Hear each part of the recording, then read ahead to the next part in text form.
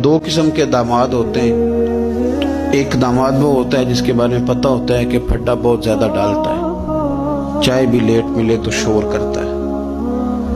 तब वो ससुर जो है वो अपने बच्चों को अगर किसी मौके पर उस साहब ने आना हो तो बिठा करके पहले कह देते हैं कि मेहरबानी करना, इस शरीर का ज़रा ख्याल रखना, 2 दिन गुजर जाएं ब्याह के या किसी और तकरीब के, ज़रा सुकून रहेगा, इसका ख्याल रखना।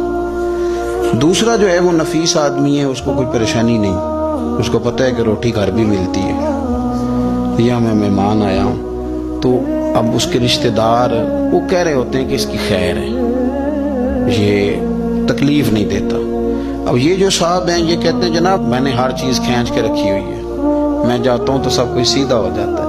वो भाई आपके शर से बच रहे हैं लोग, आप जो अजियत देते हैं उससे बच रहे हैं, आपको इज्जत नहीं दे रहे। इज्जत तो वो दूसरे को मिल रही है जिसके बारे में कहा जा रहा है कि ये अच्छा आदमी है, ये तकलीफ नहीं दे रहा। तो हमने इज्जत के हुसूल के लिए, शोहरत के हुसूल के लिए, अपना आप दिखाने के लिए अपने आप को कमजोर करना शुरू कर दिया।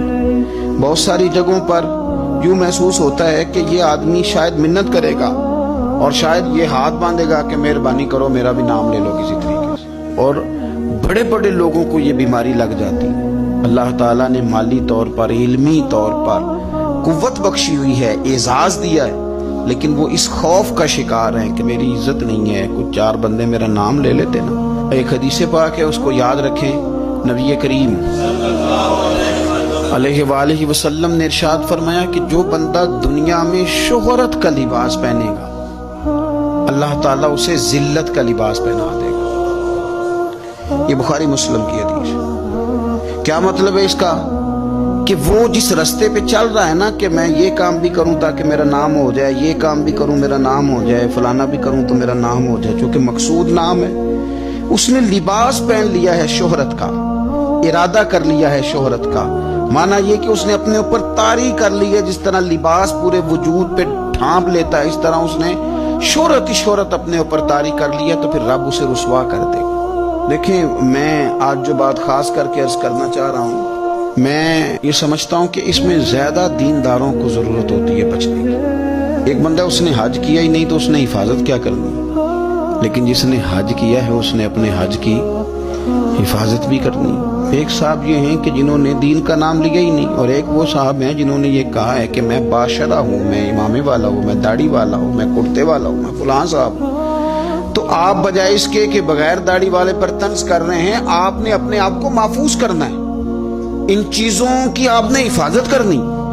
दीनदार लोगों की तो अब सारी चीजें इस तरह हाईलाइट होने लगी हैं, दिखावा होने लगा। यानी दुआ मांग रहे हैं तो फोटो अलग है, नमाज पढ़ रहे हैं तो फोटो अलग है। यानी आंसू किसी शख्स के आ गए, किसी शेख के, किसी पीर साहब के, तो वो आंसुओं पर फोकस करके लोगों ने उसको भी बेचा मीडिया पे, फलाना आदमी रो पड़ा, फलाने आदमी ने रुला दिया। ये तो अल्लाह के साथ रिश्ता है बंदे का। अब इसको भी फार सेल करेंगे, इसको भी। हजरत उमर फारूक रदी अल्लाह तआला अन्हु मस्जिद में तशरीफ लाए तो एक साहब बैठकर बड़े जोर से रो रहे थे लोगों के बीच, अल्लाह को मना रहे थे, दर्द की बात कर रहे थे, सोज की बात कर रहे थे, अल्लाह माफ कर दे, और तड़प रहे थे। और मजमा बड़ा था और हर आदमी पलट पलट के उन्हीं की जानिब देखता था। तो सैयदना फारूक आज़म रज़ी अल्लाह तआला अन्हु ने आज जलाल नहीं फरमाया, आज प्यार फरमाया। उसके करीब गए, जब वो फारिग हो गया उसको थपकी दी, फरमाने लगे ये जो तुमने लोगों के बीच बैठ के किया है ना, और तेरी दाढ़ी आंसुओं से भर गई है, ये 2 कतरे आंसुओं के तू अकेले में बैठ के बहा देता तो रब तेरे ऊपर खास रहमत का नज़ूल फरमा दे। तो जरूरी है कि यहाँ जो है तूने बताना है कि मैं बड़ा मतलब आशिक रसूल हूँ और मैंने जनाब बड़े आंसू बहाए हैं नाज शरीफ पे। आ जाए, रोना तो आ गया, कंट्रोल नहीं है, वो तो आ गया। और अब तो बाकायदा प्रैक्टिस की जाती है कि पढ़ने वाले ने भी रोना है और सुनने वाले